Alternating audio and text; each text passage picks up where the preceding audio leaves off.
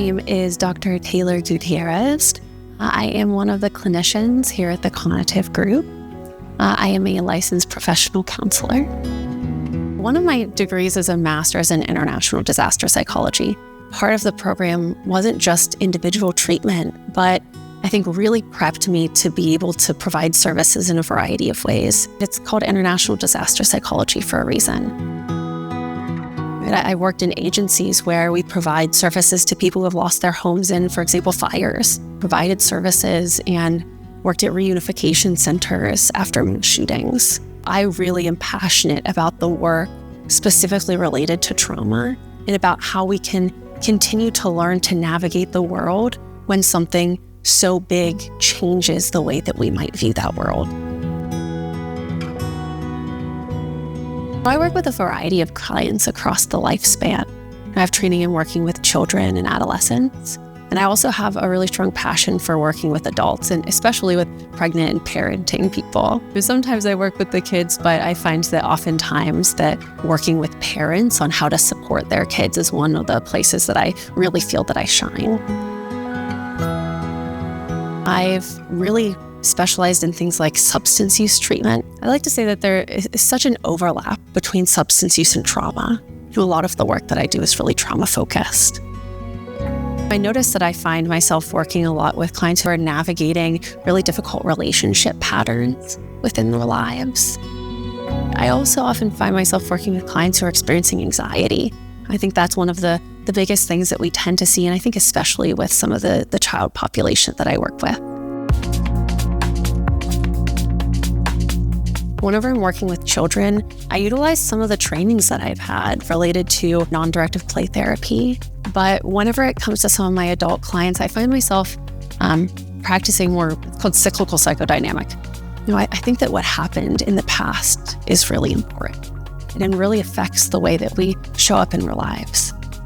And I find that we fall into these patterns, we develop these patterns throughout our lives. When we can start to recognize some of those patterns and how they might not be helpful anymore, what that does is it gives us the opportunity to change them and to shift them into something that feels more sustainable.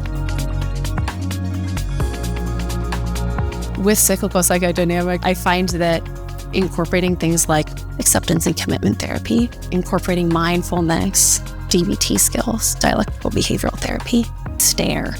And STARE is a type of trauma treatment that is an evidence-based model, and it's something that I think can be really helpful when maybe somebody doesn't feel ready to dive deeply into that trauma work. And so those are some of the things that I utilize in my work at the beginning, are skill building as a way to make it so that it feels more comfortable and more supportive. I'm originally from kind of a rural area in Southwest Pennsylvania. What that means is that one of the communities I grew up in has a lot of stigma towards mental health. And I think that that's something that really drove my passion for this field. In full transparency, I as a teenager is someone who I think could have really benefited from therapy. And I had found myself actively avoiding it, right, for fear of what people might think and what their perception of me might be. And I noticed that not only with my peers, but with so many people in the community. And what I think that does is that it makes people feel really disconnected and alone. And my passion really grew from that, of noticing that need within my community for mental health care. And so that kind of started my passion for stigma reduction in general, and some of the work that I have been really actively doing throughout my career to help reduce some of the stigma, and especially within more rural areas. But one of the things that I think I'd always been told growing up is that I feel like one of my biggest strengths is being able to sit with somebody through some of the hardest times of their life and to be there and to not be judgmental about it.